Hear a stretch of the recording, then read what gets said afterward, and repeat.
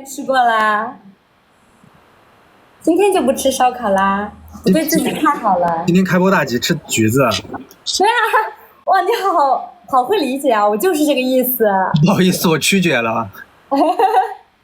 就是这个意思，我就这个意思。好会理解啊，理解正确。错误。正确。错误。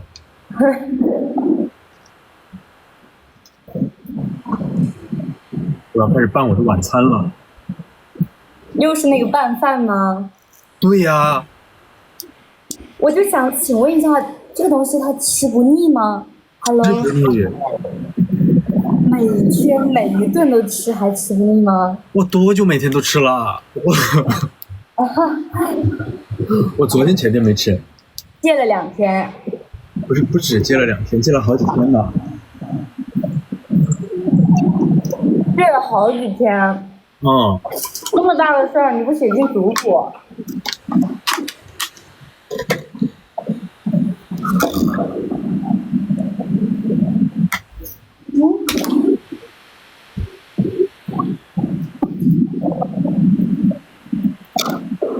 拌一下，我开个空调。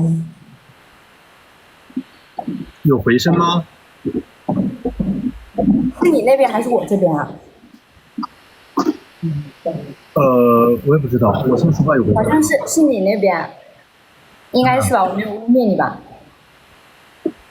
？Hello， 不可能，我这不是很那个安常那个，我自己把嘴巴咬破了，咬破了之后，他明天应该就恢复了。吃不到这个饭，你就这样惩罚自己？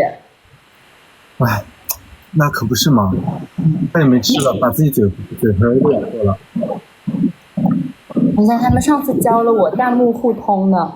有那个，尹峰今天是主持人。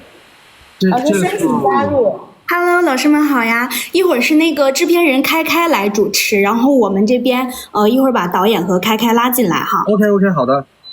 好的，那我研究一下这个弹幕互通。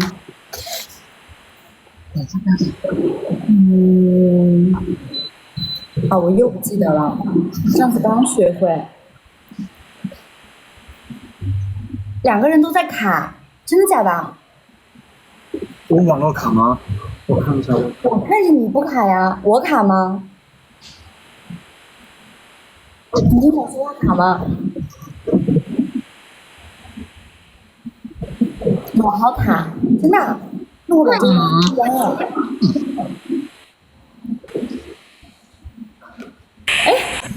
主持人再不来的话，我可就开吃了啊！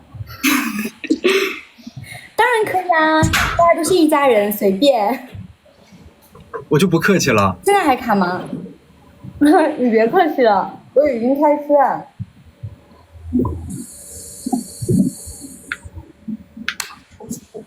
现在还卡，好了是吧？好了就好。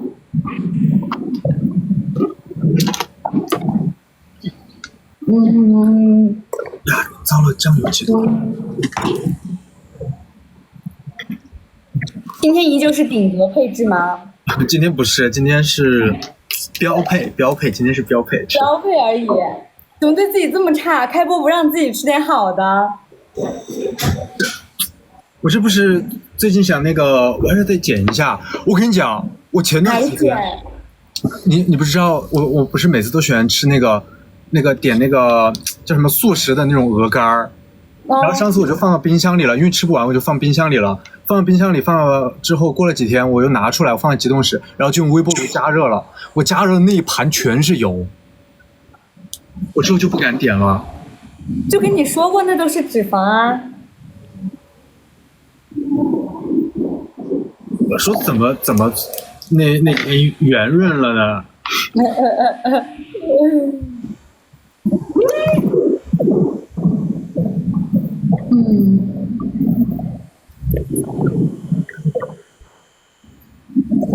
你会不会互通弹幕啊？互通弹幕，我看一下，应该在更多里面。更多？我已经在更多里面来回翻了3。翻了3趟。公屏设置吗？哦，应该是的。那在哪儿？我怎么没看到？没有这个公屏设，公屏设置里头没有。没有啊。有个这个功能，直播引流。不是，应该想必不是这个功能吧？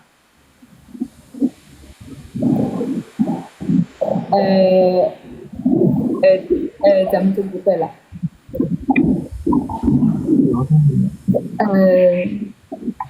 最近还会有新剧，今天就有上新剧啊，《秋日逢喜事》有没有来看啊？还最近嘞，今天的看完没？今天看完没？你现在问我的，我现在怎么看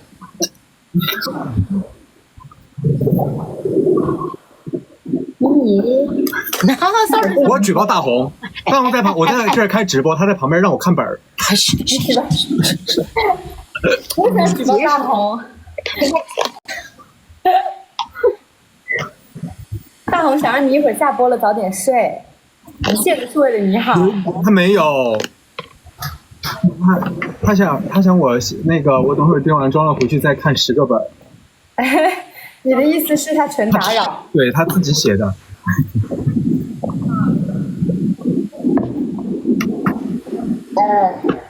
哎，你昨天晚上怎么想着晚上出去吃那个呀？我有点紧张。所以昨天去吃烧烤了。然后我无法独自待在家里，然后我就叫上了我对面楼的邻居出去吃了烧烤。直接叫对面楼的邻居去。欢迎我们的主持人开开。Hello。先把心比起来，哎，我的能听见声音吗？能听见，无比的清晰。哎呀，主持人终于来了，也是让我当上一把主持人了。嗨，哎呦，家人们晚上好，在吃什么呢？我在吃那个三文鱼拌饭。回春饭。回春饭。快看我的这个大屏，好看，这个直线观看，哎呀，绝了！这个彩虹功效，对，每天对着这个屏保工作。昨天我跟子琛还在说那个呢，就是我们不是有一场那个戏，不是说的台词不是那个吗？睡吧，我一定抱吧，我一定很好抱，不是说的别词吗？抱吧，怎么最后只用了那个说了一个的呀？怎么没用那个说2个的？为什么不用原版？有一点，那个空间看这样，一远它就要回声。你肯定是把麦闷住了。我的麦克风回来了，好的。你是把麦闷住了，我感觉你是不是放在桌子上？不是，可能我没有用播音腔说话，他可能就有点那个。有道理，我觉得对。我这样说话，大家听得到吗？这样说话能听得到，非常的有中气，真的。我们现在是走益智剧风格了，是吧？这样能够听到。那我们还是做一个正儿八经的流程哈。好的。主持人都来了，我们还是要这个进入我们的正题。好的。首先是要先跟各位观众粉丝宝宝们说一下，我们会在这场直播中不定时的掉落一些福利啊，主要是由2位老师为大家送上他们非常精美的签名照。好，那么我们接下来呢，会在这个聊天的过程中会比如说看到哪个这个粉丝或者是观众，可以多多给我们互动一下我们的弹幕和评论。OK， 那么我们先走完这个特别正经的流程了之后，我们先看看我们的这个提纲里写了哪些问题。好的。好，一个非常正经的问题是，2位老师在拍摄的时候印象最深刻的一场戏是什么？我们先来看谁先作答一下。太多了，实话讲，那抱吧。多吗？选一个马上就能想到的。这是马上想到的。马上就能想到的。那个，昨天我们说的那场，就昨天我们不是在追嘛，然后我们俩就在那边实时讨论，就是有一场戏，那个林旭秋不是屁股给撞了吗？对。原版不是这样的，家人们。原版是有点上不得台面的。我们现场设计的那个，导演当时说要真实一点。我当时就说，但真的很好笑。我当时说的什么来着？我说我直接把那个就是旭秋不是趴在那儿吗？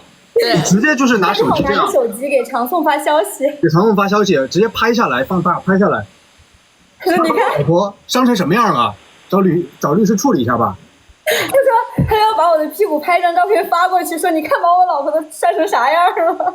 我昨天在追剧的时候看到一条评论超好笑，就是底下一直在说这个助理是标准的打工人，因为24小时要回复老板的微信。秒回啊，那大半夜的发过去秒回。工资应该开的是不低的。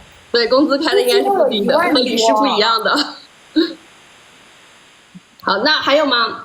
子璇有没有印象特别深刻的戏？刚刚就是子璇说的哦，到浩南了。那我就说那个吧，就是那个到南哥了。那个周师傅送旭秋去那个上班就是那个那个。哦，那这场戏应该是所有人都印象很深刻的一场戏。拍的时候有没有觉得爆笑如雷啊？拍的时候你没有爆笑了吗？我就剪出来好笑啊，剪出来好笑吗？拍的时候很好笑，我们在监视器后面都笑疯了，真的。爆笑的是我们，你没有爆笑。我真的有，我只是内敛了，我只是内敛，毕竟也是见过世面的人，所以内敛了一下。但是你知道吗？就是我在现场的时候，我没有听清楚他有发出那种小狗的哼哼唧唧的声音。你居然没听到？是我哼的不够大声，是不是？我可能没听清。然后呢，我昨天看的时候，我说这是他后来配的吗？这个是浩南老师的原声啊，我保证是原声。原声收进去的。对，原声收进去的，原汁原味儿。就是申哥特别会学狗叫。真的吗？你在现场没有听过吗？就是有各种版本的狗叫嘛，莫名其妙就狂吼两句，然后别人就以为有狗。我当时想的是，就是要引起旭秋的注意。那为什么不是学个猫叫？那个要动嘴，那个喵。要加手势，学猫叫。一口烟。我们看看下一个提纲上的问题是什么有一场戏很有意思，是说周总被老婆踹下床那场戏，当时的心理状态是什么样的？在爷爷家的时候。老师，我想先说，老师。这位同学，请你回答。是这样的，因为我觉得这场戏别的不说，就是我觉得最搞笑的是，而且我没想到你们剪进去了，用进去了。因为最后其实原本剧本里面就打点在他一脚被我踹下去了，就没有了。我们最多就设计了一个把枕头扔在他身上，结果扔过去之后，我刚躺下，他又爬回来了。意想之外的。笑场了，结果没想到你们把他的这个动作还有我笑场的那个声音都剪进去了。太可爱了那场戏，我们其实刚开始的时候也想设计说，我们就剪到剧本提示的那个台词结束就好了。但是我们发现后面那个太有戏剧效果了，非常是戏剧之神在保佑我们。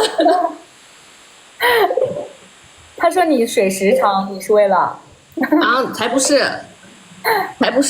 剪进去的每一秒、每一个镜头、每一帧都是精华。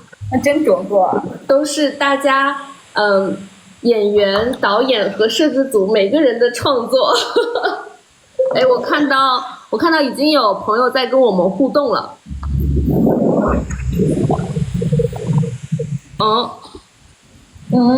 开，你会不会开那个屏幕？你会不会开那个弹幕互通啊？对，我看一下啊，给我问住了，我看一下。小尹峰会吗？尹峰老师会吗？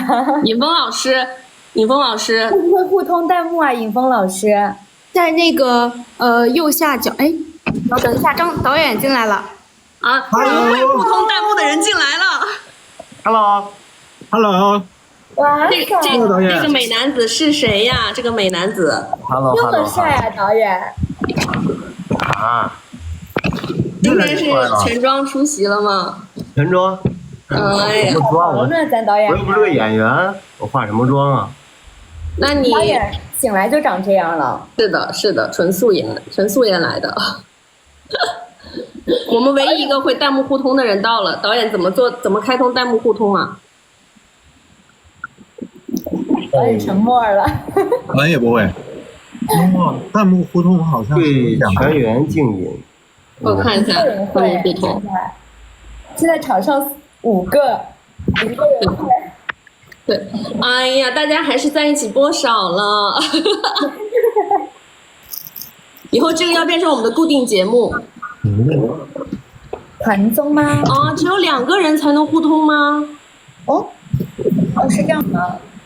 是来了专业的朋友在跟我们超过2个人就不能互通了。哦，这样子的，这样子的。OK。那我们就是在固定的时间点，我们就 Q 一下这个弹幕和评论的那个里面的幸运儿。比如说我们在每一个8分怎么样？现在是7点，现在19分。我们那今天是519，那我们就是9分。我们19分抽一个，29分抽一个，好不好？现在已经19分啦。啊，对，然后我们快看一下，现在让南哥跟雪儿姐各看一下你们那里的弹幕，谁的提问或者是评论让你们觉得有意思，我们读出来，然后可以让他 Q。我现在可以开始读了是吧？开始提问，然后我随机念一个，然后就等于选中了，是不是啊？是的。我们的尹峰老师问题，然后我看到感兴趣的我就念了，就是抽中的意思。耶，我看到一个问题说姐姐火龙果那里笑场了0.01秒吗？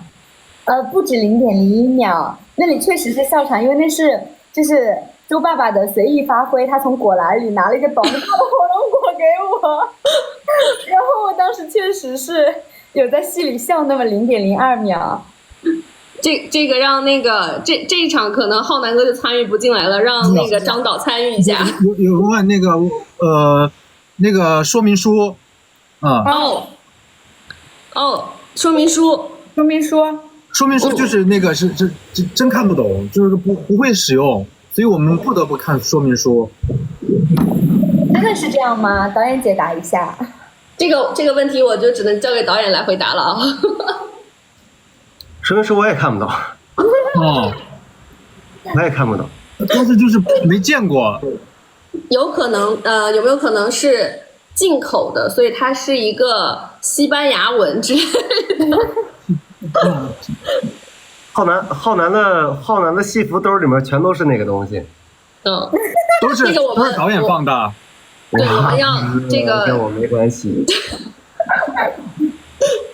随时随地一播，我还以为在剧里有称呼为工具啊，这个大家可以去找一下这个工具集的亮点啊。工具集。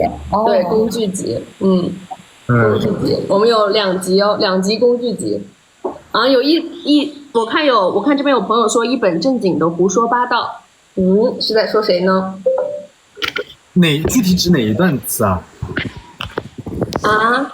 是哪一段词？一本正经胡说八道啊？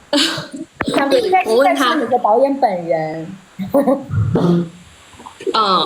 是吗？是说浩南还是说剧里的周望京在一本正经的胡说八道？说剧里的周望京在一本正经的胡说八道，看不懂研究说明书那一段。多少是有点害羞嘛。那当时是什么心态？今晚一定要拿下这个可爱的旭秋。当时他可能在等一个主动。等一个主动。Hello， 林旭秋都邀请你了 ，Hello。对啊，就是他可能就是要藏着掖着的。不能显得自己太熟悉嘛。那我这里又有一个问题是让张琳导演来回答的，就是因为大家都看了你的小作文，对，然后我发现了啊，咱们现在这个短剧圈也非常的卷，就是我们短剧的导演不仅要有颜值，要有才华，还要会写小作文。那么我看我们小作文里，就是导演有给这2个角色赋予非常多的情感。那你是更喜欢在你的就是剧里这个不完美的林旭秋，还是这个引导型的恋人周望京呢？如果一定要2选1的话，不完美的林旭秋吧。之所以有不完美的林旭秋的存在，才会有这么优秀的引导型恋人的周望京产生了。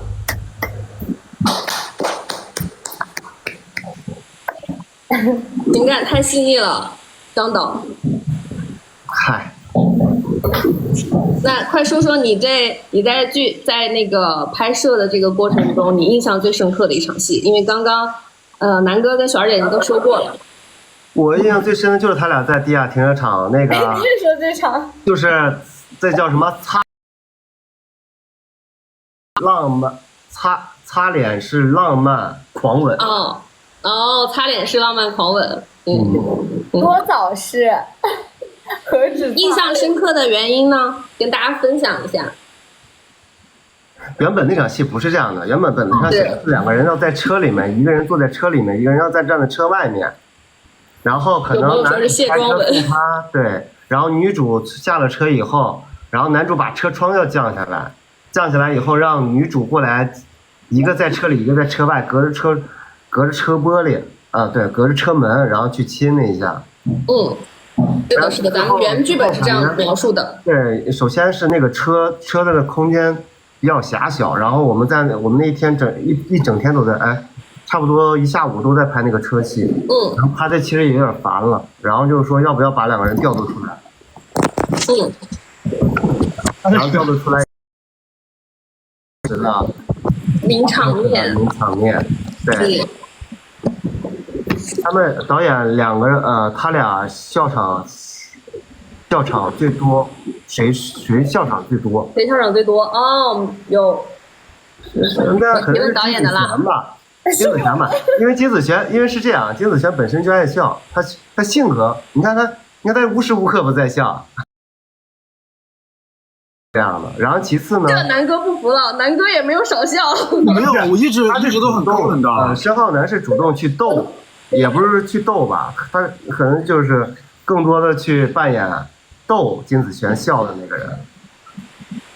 他就是搞笑而不自知。对，非常严肃的说出有可能他也非常致命且搞笑的话。对，我其实平时日常也是主打一个可笑。搞笑。在我们心中，你都是那个完美男人的存在。好。怎么突然尴尬了？突然尴尬一下就给害羞吗？这害羞吗？浩南老师。害羞了，脸现在贼红，现在这那个化了妆给盖住了。红到耳根了。对，我今天还看到有网友说，怎么样才能练就像那个申浩南老师这么精湛的演技？因为经常在拍一些很就是害羞的戏份的时候，都能从耳根一直红到脖子。这个是可以有演技加分的部分吗？还是说它就是一个心理感受？我觉得首先就是要有优秀的导演指导，然后还要一个优秀的搭档来搭这个戏，给我包袱。然后其次呢，就是要多看一下，从中学习。那如果说让3位推荐《秋日逢喜时》，你们最喜欢或者最想让观众去看的，就是一集内容，你们推荐哪一集？脑海中一下子就出来的。是23吧？23跟30集那个。23和27。23集是地下停车场那集。地下停车场是23，好像。27集是樱花吻那集吗？对，樱花吻好像就是27哈。那我推荐他俩离婚那集。那是68集，是吗？68集。那我推荐从第1集到第75集，推荐第1集和第75集。然后那 OK， 那现在我们要对我们自己选的每一集要有一个概述，请那个开开老师，请你从第1集到75集，每一集都要有个概述，开始吧。盖一下。好的，那我先抛砖，那我先抛砖引玉一下啊。好的，第1集呢，我们是发生在一个大城市，起来了。我开始陷入回忆了。我们发生在一个大城市，里面呢，有这么一个美丽的姑娘，对，她刚刚大学毕业，然后进入了一家杂志社进行工作。还在认真工作的时候呢，他的领导。你要是讲到70多集的话，我估计这得播到那个申哥明天出工。那然后我中间就点带过了。好的，那么这一个美丽的姑娘是谁呢？就是我们的女主林旭秋。然后她接到的这个任务是什么呢？就是采访她刚刚跟她相亲成功的相亲对象，我们的总裁周望京。对，那么闪婚对象周望京，接下来我们是不是把这个第1集，我们下一是刚刚谁说的靠前来着？23集的棒，23是周望京说的。对，来交给周望京老师了。我概述一下是吧？对。就是那天呢是这样的，就是周望京跟旭秋吃了个早饭，旭秋想呢就是坐正常就是坐师傅的车，然后就去上班了，然后也不知道师傅是不是周总特意安排的，说人家出事儿了，然后一个小手术，然后比如剪头发一类的，然后周总呢就自己上位了，他就当天就担任了周师傅的这个位置。好的，你落了一点。人家那个子璇这边说啊，他哪里做手术了？然后你这边还马上就很淡的说放心，保险买的很足。保险买的很足。对，都上保险了。然后周师傅，然后就那个开车送旭秋去上班了。然后呢，应该周师傅呢，其实可能会就是内心有点涌动吧，他暗暗的其实就想延续前一晚的事儿，他可能就想要那么一个小小的吻，然后呢，旭秋没答应他自个儿就去上班了，然后他就觉得心里憋得慌，然后就在旁边叫，然后就为了引起旭秋的注意，就发出点怪响，然后旭秋呢也是个心软的人，旭秋就回头来算了，就给你一个吻吧，然后一吻上就一发不可收拾了，然后望京呢可能就是就把人家的嘴巴也蹭花了，然后就发生了这样一段故事，然后两个人就各奔东西，然后去上班了。讲得好详细啊，完全听懂了，完全听懂。我非常想看，我退掉这个直播，马上要再去重温这一集。那刚刚说的樱花树是让我们子璇老师，我将5句话梗概这一个。朋友的生日宴，然后在宴席上呢遇到了一个就是我以为是情敌的人。这个是40多集了。是吗？这个是40多集了，这个是不是猪八戒背媳妇那集？对啊，我说的就是这个啊。这是40多集了。40多集啊。那报错场了，场号报错了 ，sorry 导演。那个，然后就是在那个酒会上遇到了一个不太，但周望京0秒钟就解决了这件事情，让误会延续了0秒，然后就解释开啦。然后我又喝了点小酒微醺着，然后就回去的路上就趁机撒娇啊什么的，就让他给我背回去了，就是很舒服。整个节奏包括导演的画面，然后以及就整体看起来非常非常自然甜蜜的一段戏。对，猪八戒背媳妇儿就是那个。对，我看有观众朋友说猪八戒背媳妇儿了。那下面该我们领导说你最爱的那一集了。我最爱的那集就是他们离婚那场戏。对，离婚那场戏是因为那天我们在拍那场戏的时候，正好那天也是阴天，然后我们平常在拍摄这个本子的时候，我们就当时其实我们压力蛮大的，我们当时写本子的时候压力都很大，是因为我多说两句啊，是因为当时正好是有几部同 IP 的本子，然后他们拍的数据都很好，导致了我们当时拍这个本子压力很大。然后所以说我当时我们几个人一起在商量，就包括跟浩南、子璇，我们开我们几个一起在商量，说要不要把这个本子拍出跟其他不太一样的一个地方。我们可以走一些，比如说清洗的部分，是吧？能把他们两个人优点放出来，然后尽量跟其他版本能区别开来。然后我们几天拍摄，其实都每天都嘻嘻哈哈的，大家都很开心很开心。然后在拍离婚这场戏的时候，正好是我们要面临杀青的倒数第2天还是倒数第1天，我忘记了。倒数第2天。倒数第2天，我记得是一个快到傍晚的时候，而且那天我忘了是好像是倒数我忘了应该是倒数第2天。那就是倒数第2天。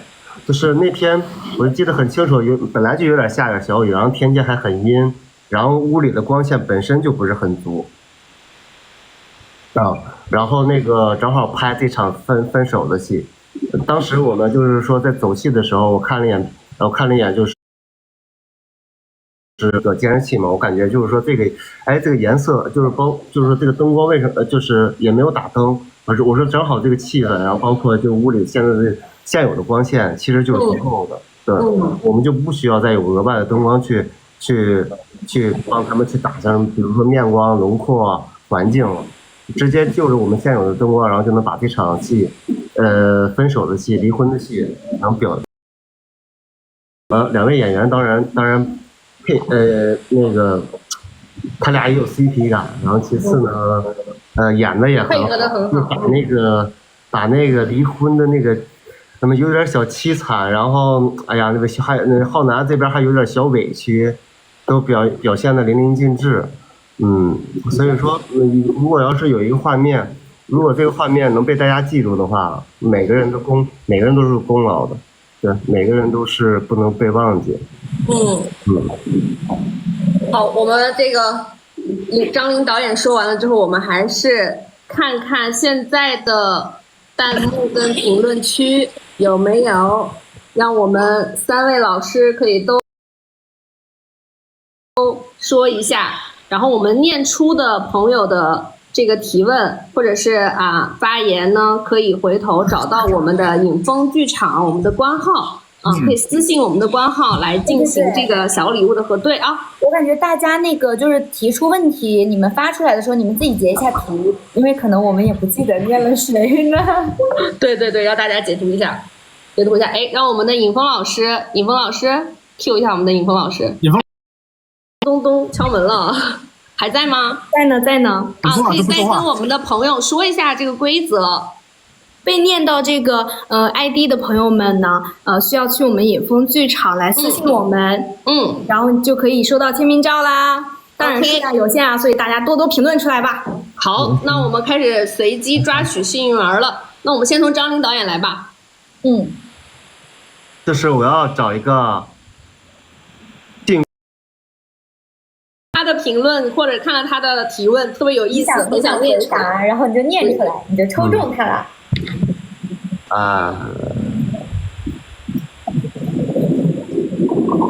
谁给我倒计时一下？你倒计时？我们3、2、1了啊！好，我就瞬间我的直播间里面人数就有了好多人。3、2、1，好，这个幸运儿是谁？还没肯定呢。还没肯定，还没找到。你截一下呢，导演。等一下啊。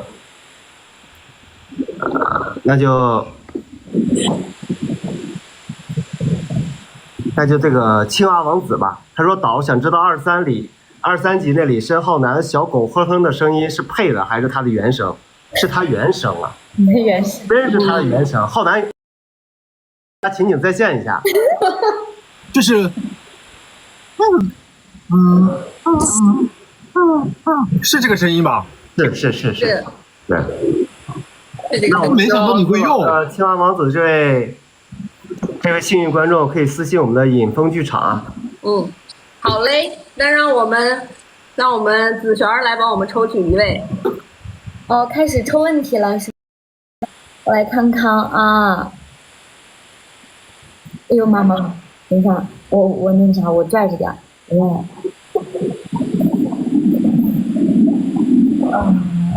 翻一下啊。等一下，我要3、2、1了啊！哦，好。3、2、1。看那个屏幕。我那个啥，我拽住了，我开始从这里开始。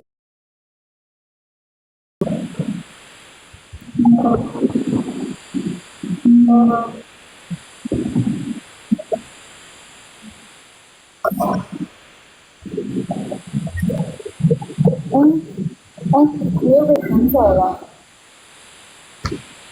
我的妈呀！找到了吗？我看到有一个那个好像他有一个说那个什么看下去那一脚，他又爬上来说我又来了，是不是即兴发挥？就刚刚说的那确实就是他的即兴发挥，因为剧本里面到那个踹下去扔个枕头就没有了。他突然就说一个我又来了，自己又爬上来了，我一下没忍住就笑了，那个声音用进去，我觉得还可以到时候去那集听一下，最后结尾的那个声音其实是我笑场的声音，全部都收录进去。你没有把周望京彻底赶出那栋楼之前，他都会回来的。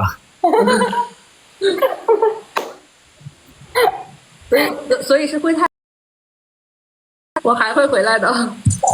好，那我们南哥来为我们抽取最后一位幸运观众，这个时段的最后一位。好，申老师被老婆当场捉包，捉包那场抱着的戏是笑场还是演的？我这里，你说，我肯定是演的呀，我怎么会笑场呢？对啊，我们这个导演还有视角的哦。导演视角。我们导演视角来确认一下，那个回答我们刚刚这位网友的提问，就是我们那个抱都抱了，然后就是被抓包了，然后我有一场戏我是在旁边那样埋着笑，他就在那埋着笑，就是你每天晚上把他对，我抱在怀里，我说你每天晚上把我搂在你怀里，然后你还说我是犯罪分子啊，什么什么。然后就是想问一下，浩南是真的笑场还是什么？对，我是觉得笑他可爱。不是，我感觉是这样，就是说我们不要纠结，就是我们在我们的演员老师在成片里面展现的是笑场了，还是他的表演？因为是这样，他们只要两位演员老师，他们只要进入角色以后，无论他们做的任何反应、任何表情、任何动作，他都是对的，因为他们此时此刻，申浩南就是周望京，金子璇就是林旭秋。朋友们，你们多聊半分钟，我要去找个充电器，马上要自动关机了。好的。然后说到这儿，我其实也想说一下，其实围读的时候，导演就打了一个非常好的调子，打了个预防针，再给我们打了个预防针。对，他有跟我们打下一个很好的基调，就有跟我们说，希望尽可能够就是我们怎么生活化怎么来，只要我们能够让观众真实的相信，就是我是林旭秋，他是周望京，这两个人就是他们非常相爱，相信了我们从相识相知到相爱这样一段故事，那就是好的。所以就是也导演从围读的时候就给我们定下这个基调的话，所以大家可能看到很多时候觉得比较自然的话，我觉得就是大家共同有达成这个共识。而且张导演开始，我一直觉得张导演说的那种就是让我放开眼，我觉得一直是开玩笑，包括对那个那个很爽，觉得你开玩笑，我觉得这一定是让我就是在监视器面前逗一逗大家。我就算这样演，可能也不会这样用吧。我就一直有点放不开，因为我很怕我这样演会被骂，会不会太跳脱了？但是你过后给了我很大的信心，包括我看了成片，我真觉得好像没想到大家爱死了。这样演，这样的剪辑是很的，就是我自己反正我在现场我其实没有笑得那么大声，但是我看了成片，我觉得这样解说真的还是挺欢迎的，挺有意思的。你别说你了，你那个拍完那个我们在现场拍完，然后开总在后面说，导演你确定要这么拍吗？太颠了。我说哪里不好吗？说你确定要这么跳脱吗？这是哪场戏？然后就看本子，然后你确定要这么拍吗？我不敢这样演，我怕你跟我开玩笑。没想到最后我们出来的成片效果真的是非常的棒，主要是老师演绎的太拍了几天的时候，我就相信导演了，我就后面越来越演得开了，就不敢放开着演。好，那么我们3个幸运儿的问题已经都提完了，记得后台私信影风剧场的官号，然后去兑换礼物。那我们下一个我们的提纲题目我看一下 ，OK， 就是如果说我们还有就是续集，或者说还有第2季，或者还有就是这个2位老师有武大的话，你们想演一个什么样子的身份关系，或者说想有一些什么样的更高的挑战？沉默了，沉默了。如果是我的话，我想演个灵魂互换吧，你俩。灵魂互换。灵魂互换很难看出来吧？我感觉很难辨别出来换没换吗？怎么不难辨别？就是让你们模仿对方吗？对呀。那话都说到这儿了，我觉得肯定要让给大家表演一下，就是现在你们互相模仿对方，你印象中最深刻的一个瞬间。或者是说剧里的台词也可以，比如说旭秋说一句望京的台词，望京说一句旭秋的台词，要模仿当时他表演的时候那个状态。丁子权，你可以说抱吧抱吧。我真的，你怎么知道啊，导演？然后申浩然，你这边可以模仿被强吻完以后，然后捂着嘴，然后逃跑那一下。导演已经现场开始导戏了，来吧，你俩分开以后，他喘粗气，然后捂着嘴说。然后要掉头跑那一段。我们这个秋日逢起时片外反串型小剧场现在开始。谁先？你是优先。咱俩谁剪刀布我先吗？行我一定要播音腔。抱抱，看来我很好抱，抱。对他就是一直用这个调调在说话。然后那天在现场拍这场戏的时候，他每一个词儿都要用这种叠词儿在说。但是我们全剧组的人都被他带跑偏了，所有人都是抱吧。对，而且他们摄影，他们开始拍也说拍吧。睡吧。要有那种儿童剧的话术那种感觉。抱吧。那我们现在浩南老师的 part。OK， 我想这怎么整的嘞？这。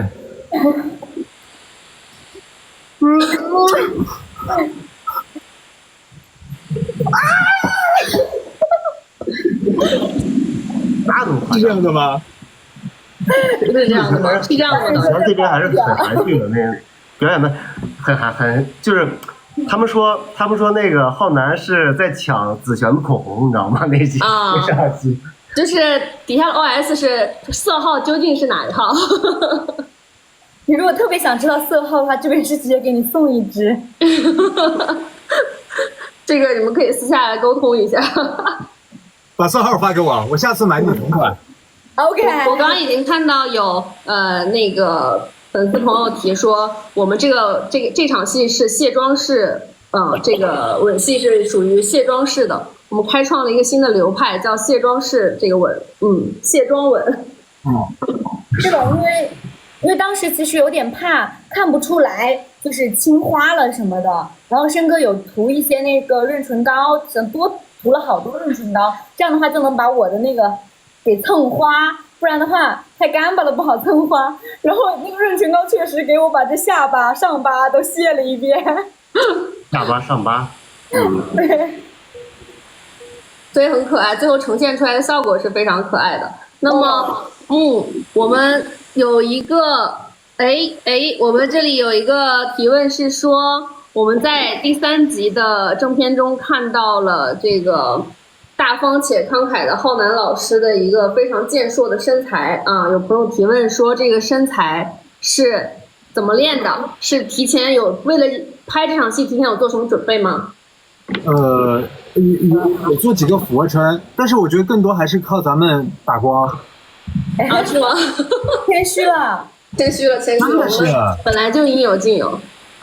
浩南确实是有东西在，身上是有东西在了，对。他确实是，主要还是靠打光。但是他确实属于那种穿衣显瘦，脱衣有块儿。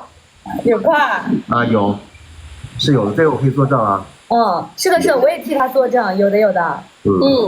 OK， 那我就有吧，我肯定有，特别有料。我觉得你一定就要很自信的说有啊。对啊，那当然有了，肯定有啊。现在是中望军上身了，浩南身上有一股鱼腥味儿。对，我每天都要用。你要解释一下。因为我每天都吃那个鱼生拌饭。每天吃鱼生拌饭。我现在也在吃就是这个拌饭，然后他每天吃，真的每天吃，这怎么会吃不腻呢？然后他吃完，他就会问我有鱼腥味吗？有吗？其实没有。然后他问多了，我就想有特别重的鱼腥味。你真的骗我感觉我那个口喷每天。然后后来就问全组人，见到一个人问一下，你闻闻我身上有没有鱼腥味？只闻到了哥哥的香水味 ，OK。然后那说到吃这里，哥哥的香水，画风转的好快。对啊，说到吃这里，我们又有朋友提问了，说在片场看到非常多的时候是大家都在哭干饭，那么想问问2位朋友有没有一起开直播的打算？因为你们吃的太香了。开什么直播吗？开吃播的打算。一起开直播的打算。就是我们直播连线只吃。是吗？这边还是目前没有这个转行的打算。我们约一顿饭不好吗？我们开直播吃，他肯定吃不过我，我毕竟男生胃要大一些。会扫荡这个战场。对，我们如果要是呼声很高，我们就安排这样的一个活动嘛，我们就线下我们连线一个吃播。OK。那吃赢了有奖吗？我觉得肯定要有。真的吗？奖的话，那我肯定要有。是那个片酬翻倍之类的吗？这是另外的价钱了，是吗，老师？每天睡12个小时，奖励我。可以的，这个张导一定能够做到。我能。真的。导演说我删。好的，张导一定能做到。全部是精华。好，那我们下一个问题是，让3位朋友回答一下，现场 NG 最多条数的一场戏是什么？NG 好像没有吧？有吗，导演？没有，我们都是一条过。哪有 NG 多的时候？对，大部分都是一镜到底的。其实我们这个秋日逢真的很少有 NG，全是一镜到底。除非你俩偶尔一次笑场，但是基本上没有。而且偶尔一次的笑场，我们都有剪到正片里哦。你都剪到正片，当正片用了。剪正片里，当正片用了，那就不叫笑场了。对，那就叫表演了。那个是华彩，对，观众朋友们也可以去这个正片里寻找一下这些华彩的部分。OK， 那么我们最后的2个问题了，就我的这个备稿里最后的2个问题了啊。对，最后2个问题是，首先问一下浩南老师，你觉得你跟这个周望京之间有什么共同点，然后又有什么不同点？不同点就是剧中的那种家世背景吧。共同点其实这一次我其实真的觉得周望京跟我很像，因为我开始就说嘛，我说那个张东导演开始说的那个让我放开演，我过后越来越放得开了的话，我其实就是带入我自己内心当中的很大一部分去演这个角色，所以我觉得他算是大部分的去运用到自己的感受去演的这样一个角色。还有吗？还有什么不同点吗？对啊，不同点，你刚刚不是说是家世吗？对，我刚刚看到有朋友说共同点是一本正经爱胡说八道，然后共同点是都非常的毒舌。所以你跟你的兄弟私下里喝酒也会很毒舌他们？其实会，这是真的。就是我比如我那个回重庆了，对而且我开玩笑从来我们都是这样说的。我回去每次我见到几个老朋友，哎呀，没人回去，有时你们那几张老脸，还是大家都会生气的。重庆话要出来了。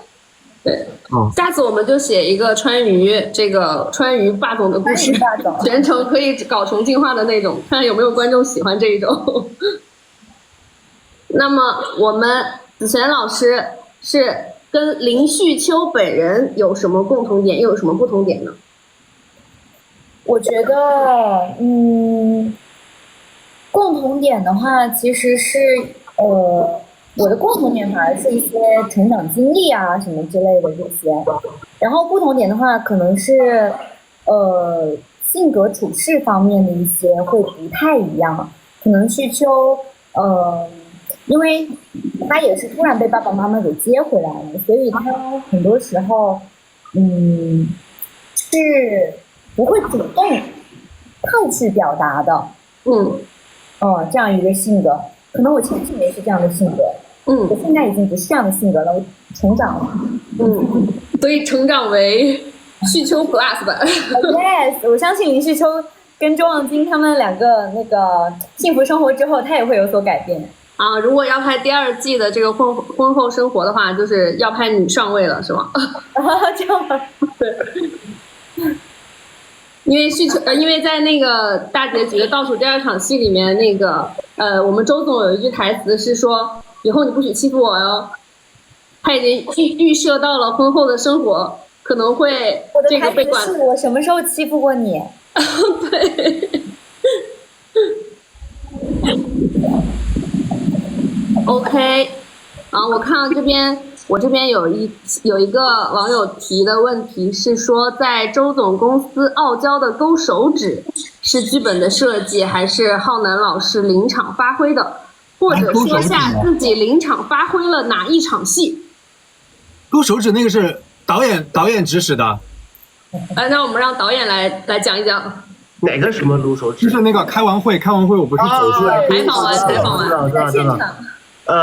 首先本子上提示的动作是要路过他的时候去故意去擦碰一下，但是就是我们的本子，当然我们拍摄过程当中有一些细微的动作，你想在画面里展现出来是很难的，是的，是很难的。所以说我们只要不就是把这个动作放大，要不就是把它画幅框大框紧一点，就是展现更多的细节一点。然后那场戏是直接浩南这边路过他的时候，直接手指插人手心里了，都插人手心里了，就是动作还蛮大的。对，我一看我说那也不需要再拍紧的了，那个就够用了，然后再加上我们在走戏的时候，其实我更多的是想在乎就是他的面部表情，因为他最后是有个坏笑的，我不知道大家有没有注意到，他路过他的时候手触触到那一刻，然后其实是有一个歪嘴坏笑的，非常记忆深刻，那个歪嘴笑。然后就是痞的，有一点痞的。就是你不想别人知道，我现在就是要这么刁钻，让我经常要恨不得全世界都知道。对，浩南其实还蛮适合拍这种轻喜类的，然后还有就是，就我感觉你可以多挑战一些角色的类型，然后痞帅一点的，其实也是可以的。好，要得。好的，那么我们又回到了我们的幸运儿抽奖的时候了，看一看我们现在弹幕可以刷起来了，评论可以评论起来了。然后刚刚我收到了我们影风剧场老师 Q 我的点是要大家报一下那个 ID 号码，要报一下 ID 号码。然后我们这次让我们先从那个南哥开始吧，先从浩南老师开始。OK， 是抽问题还是不是？对，抽问题或者是评论，就是你想回答的，或者你觉得有意思想跟大家分享的评论。好的。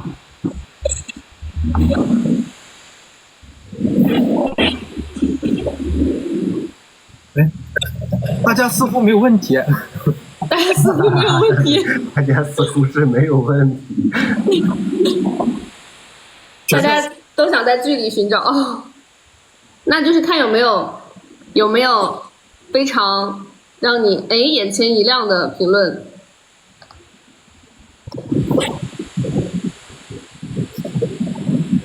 周望京对林旭秋是一见钟情吗？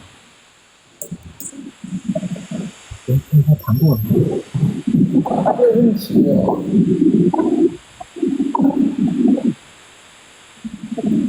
我回答吗？对，你抽中了，你回答。我觉得是。也可以让那个林旭秋老师回答，如果你想的话。周望京让林旭秋回答。周望京让林旭秋回答。一见钟情。选择一个反弹。林旭秋挂断了这通电话。那旭秋对周望京是一见钟情吗？谁让你反问了？哪有这个环节？好，我知道了，就不是一见钟情。那我也不是。从林旭秋的视角来说，第一下肯定有被周望京帅到，肯定是有外貌上的一个吸引。但你要真说一见钟情的话，没到这个程度呢。我觉得他是有被那个旭秋的真诚所打动，就是他的坦诚。是。那相亲那场戏的时候，我怎么开始加问了 ？OK， 没事，我的这个加问也把这个福利算到刚刚提问的那位朋友身上啊。你一定要记得私信我们的后台，私信我们的影风剧场。就是我这个加问是，那么在咖啡馆见到的那第一面，因为你有一个抬头，有一个特别特别帅的抬眸，哇，那个抬眸就是，我看有很多的粉丝朋友一直在截那一段，反复截那一段的抬眸。那个抬眸是因为看到对方很美，还是因为听到对方的话？就当时的心情是什么？是因为对方说，等一下你就是你做5分钟，等一下就说对我不满意就好了。是因为对方说的话，还是因为对方的美貌？是因为话吧？如果你2选1的话，就是因为话。那当时是什么心态？什么心态？导演让这么做了，哪有心态？他哪有什么心态？这块我隐约还记得，因为是咱们当时商量过的。是的。有说，因为其实你要真的说完全一见钟情的话，我当时还跟导演说，求求了导演，我们这里不要做一见钟情的处理，好不好？因为就是由于演员本人的那个条件并不是那种天仙级别的，坐在那里不足以让一个大帅哥对他一见钟情。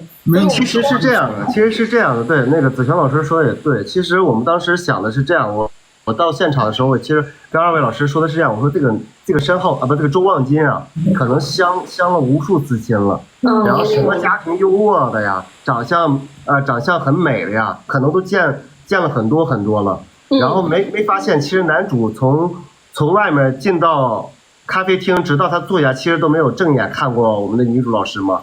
直到女主说了一句，就当我们是应付双方家长5分钟做5分钟就好。这一刻，然后男主突然抬眸看向女主，是因为他没有之前第一次碰到这种特别真实的一个女孩，然后他才定睛仔细观察了一下女主的长相。对，真诚是永远的必杀技。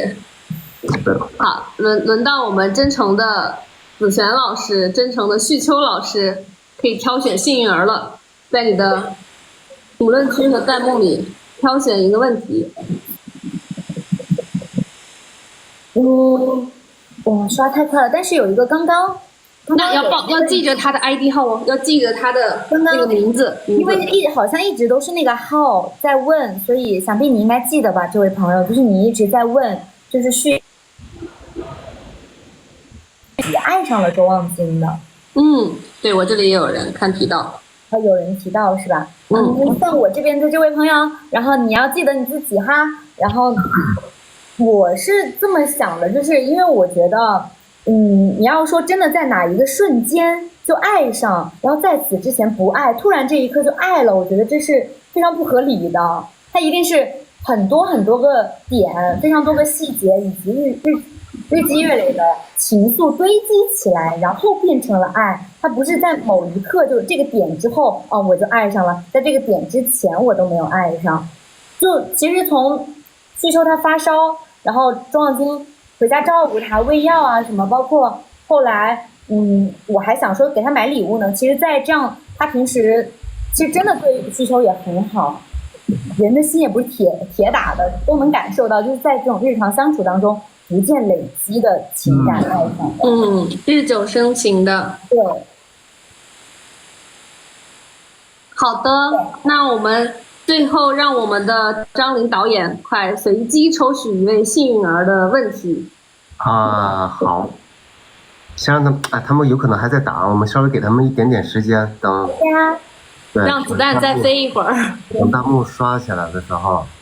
让子弹再飞一会儿。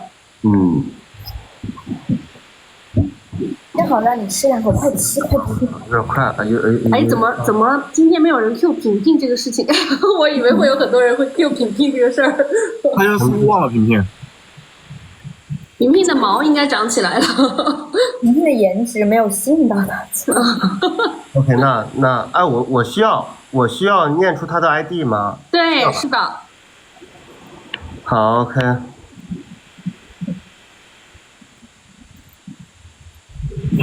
那个有一个说那个栀子花，然后有一个蝴蝶结的粉色蝴蝶结的说，武德是什么？我连道德都没有。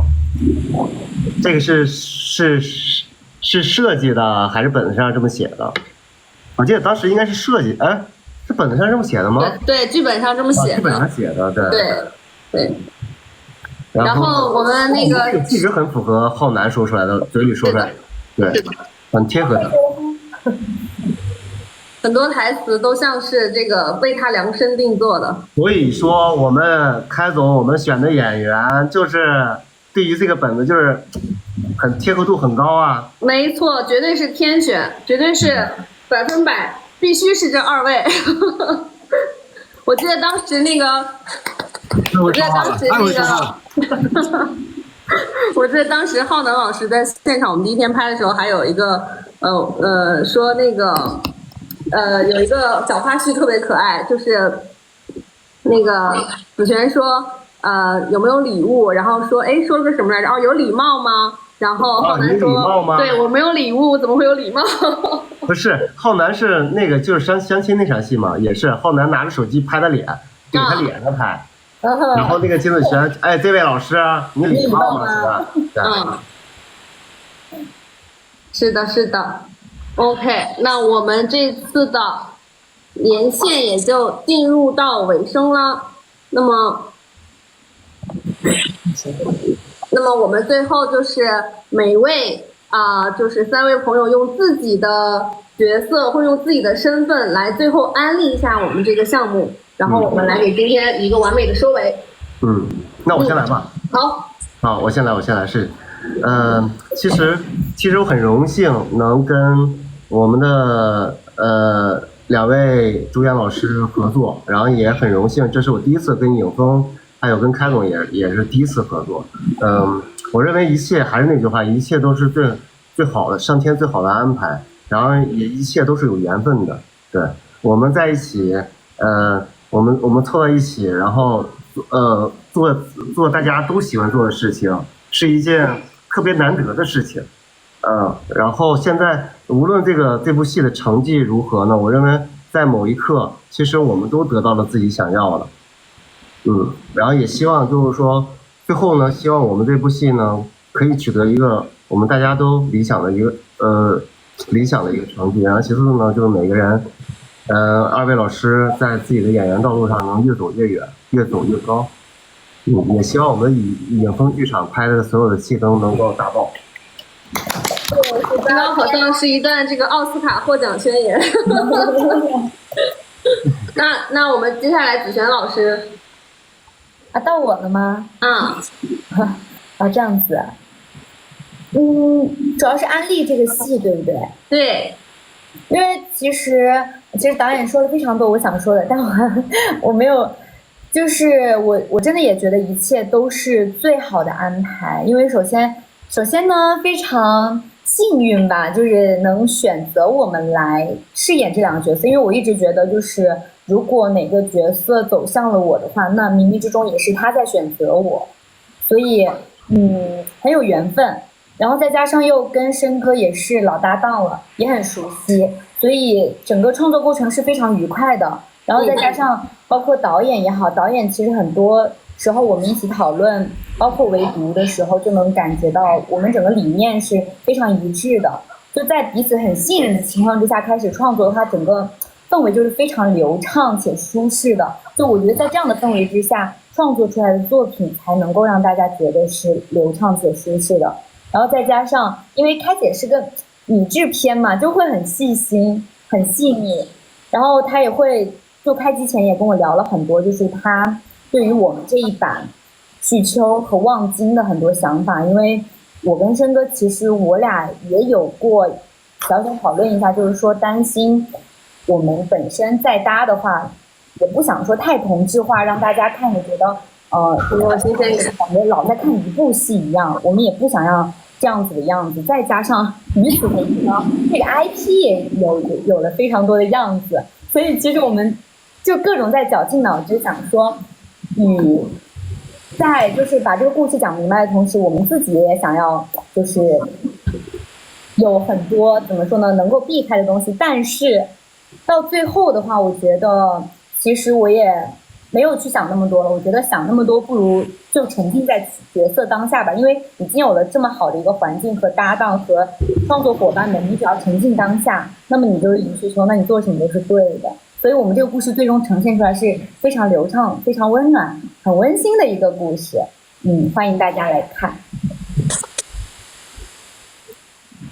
肯定是鼓掌。那我们南哥。其实我想说呢，就是这一次拍摄从一开始我很紧张的那个，因为我知道之前有很多就是咱们这个有很多几版也是非常优秀的已经出来了，然后一直在想说这一块应该怎么去饰演。所以我非常感谢就是导演，还是想说导演给了我真的是信任我，他同意我这样去演，然后还鼓励我，然后我才敢去这样演的。然后还非常感谢子璇儿，就是我们也搭过很多次了，然后我也在想这次会不会有什么新的火花出来，就很怕没有新鲜的东西出来的话，就会给大家觉得说，哎，怎么又是感觉跟之前差不多的基调来饰演这样一个本儿，那我觉得就没有新鲜感。但是我自己看了，我只说我自己的感受，昨天看了成片之后，我好开心。我觉得我这样去演了，然后出来的成片，让我就是很开心，就是有不一样的我自己，我看到了。我觉得我可以去尝试更多很新鲜的东西，然后我发现我自己也认识到自己有很多可以去扩散的点，所以我觉得很满意。然后这几天拍摄呢也是很开心的度过，每天都在欢声笑语当中，像度了个假，然后也把这种欢愉的氛围其实带到了剧情当中。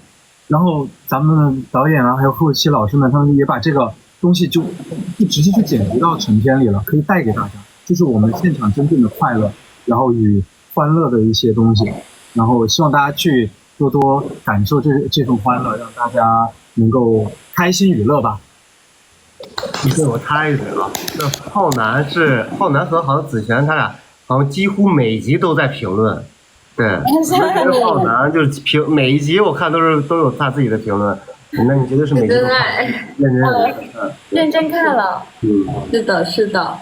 感谢3位老师如奥斯卡获奖般的发言，我非常的感动。然后呢，我最后想说的就是，我记得因为我昨天晚上一直在刷剧，刷到4点，我就看到有一条评论，我真的是每条评论都有看到。然后有一条评论说，这个团队的每一个创作者，他们一定是下了功夫的，因为他们呈现的东西是有诚意的。然后这个评论我当时看到我就很感动，因为我是觉得说，我们做一个项目，大家每个人都沉浸在其中，投入进去，无论是我们的2位演员，无论是所有的演员，因为我们这个剧组每一位演员，无论他饰演的什么角色，他都给我们呈现了他最好的状态，然后给到的表演的对手最大的尊重，然后包括我们的导演在无论是前期筹备，还是在我们实际拍摄的过程中，还是在后期中，都非常的花想法花时间去跟进，包括去提出他的一些想法，让我们这个项目能够精益求精。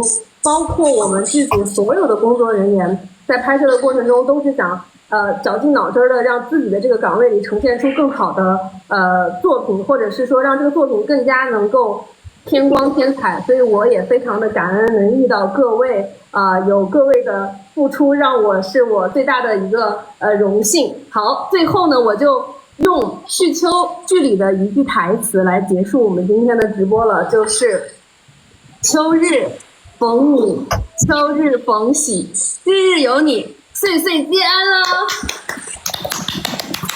希望大家都能够去无论是我们今天说的每一个小细节，每一个闪光点都是在正片中的，那希望大家可以去观看，在这个平台上去观看我们的正片秋日逢喜时之三餐和良辰。好了，那我们今天就播到这儿了，剩下的甜蜜的细节都由我们的正片，由我们的这个成片来为大家呈现了。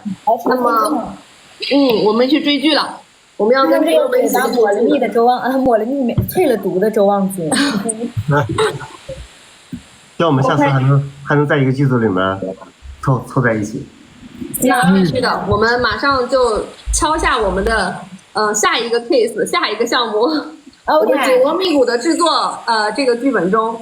好，那我们今天就到这儿了。我们的荧光工厂老师，拜拜各位，拜拜各位，拜拜拜拜，希望大家都在各自的岗位上发光发亮。好，拜拜，祝大家追剧愉快，记得多多发弹幕、点赞、收藏我们的剧哈。拜拜，都是冯喜是大棒，大棒，都是冯喜是超。好，哎呀，导演很果决的一个人。导演，好。等一下，饭还没吃。催了。速速把这个。我发点。不吃浪费了。什么？好，我马上吃完，饭凉。它本来就是凉饭。天哪，你明天可以不吃吗？不行。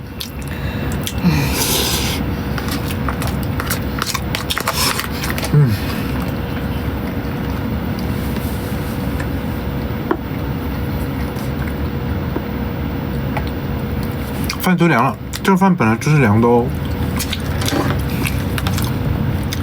叫凉饭。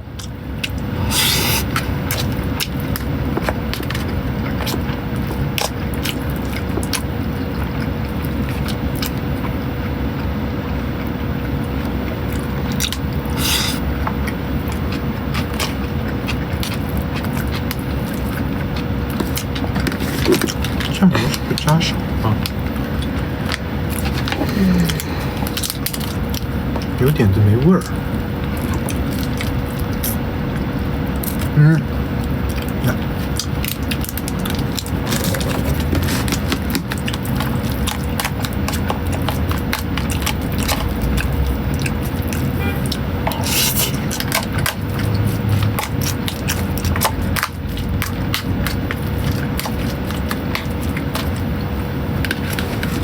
可是这部剧安以峰的新造型，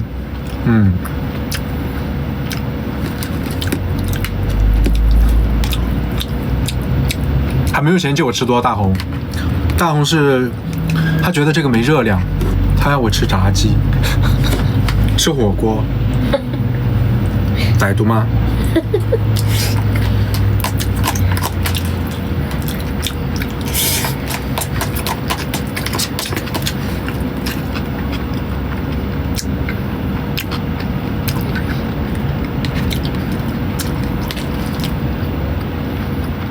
嘴为我自己咬到了。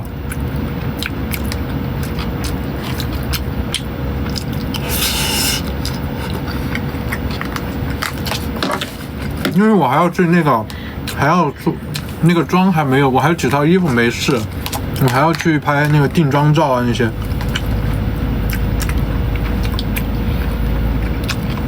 所以今天暂时吃快一点，下次给大家慢慢吃哈。嘴巴嘛，嘴巴那是自己弄破的。我好不习惯开这个镜像啊，这镜像开了，因为我头往这边偏，屏幕它是往这边走。是吗？哎，我得这样我感觉才是正的吧。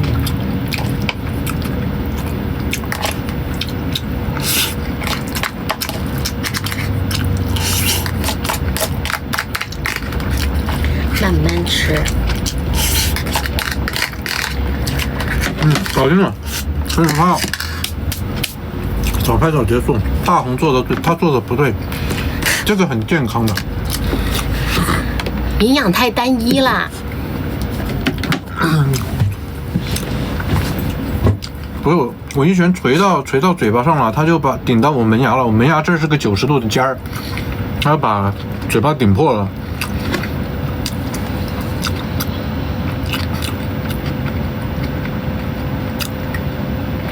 好了，大家可以多多关注我们的新剧，那个秋日逢喜时之三川和良辰。在红果上就可以看。拜拜，我准备下播喽。